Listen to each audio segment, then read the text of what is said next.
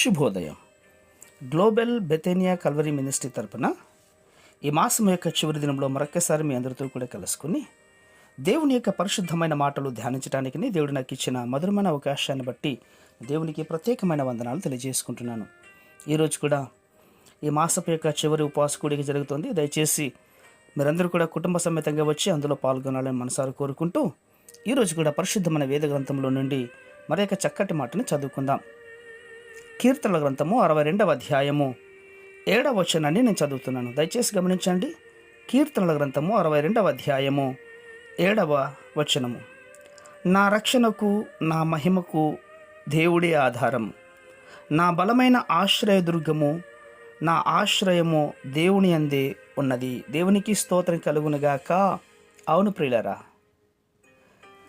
సమస్తము కూడా మనము దేవుని మీద ఆధారపడిన వారమై ఉందుముగాక.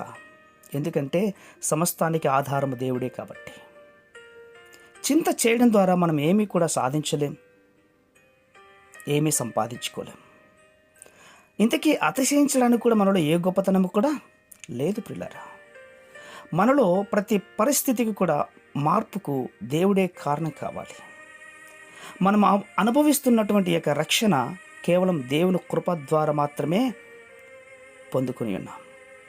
శ్రేష్టమైనటువంటి ప్రతిదీ కూడా దేవుని నుండి మనం పొందుకుంటూ ఉంటున్నాం కదా. నా ప్రియమైన సహోదర సహోదరులారా, మీరు ఎటువంటి అవసరతలో ఉన్నారో ఆయనకి తెలుసు. ఆయనే నీ క్షేమకరమైన జీవితానికి ఆధారం కావాలి. అవును, ఈ ఉదయకాల సమయంలో, ఈ ముగింపు దినాలలో నీకు దేవుడు ఆధారం కావాలి.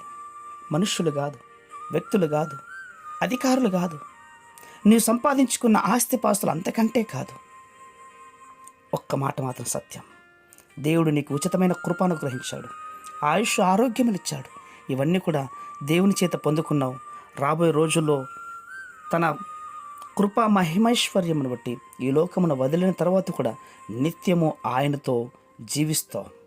అందుకోసం ఆయన అన్నాడు, భక్తుడైన దావీదు గారు, నా రక్షణకు నా మహిమకు దేవుడే ఆధారం.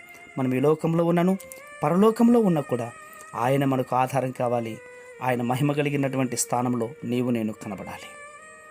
పరిశుద్ధమైనటువంటి మా ప్రియ పరలోకపు తండ్రి, భక్తుడైన దావీదు గారికి ఇచ్చినటువంటి గొప్ప ఆలోచన మాకు మీ ఉదయకాల సమయంలో ఇచ్చారు.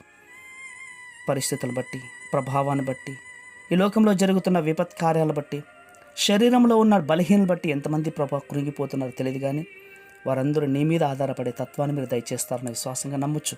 చిన్న ప్రార్థనను మా రక్షకుని యేసయ్య నామమున బట్టి అడిగి వేడుకొని పొందుతున్నాం మా తండ్రి. ఆమేన్, ఆమేన్, ఆమేన్.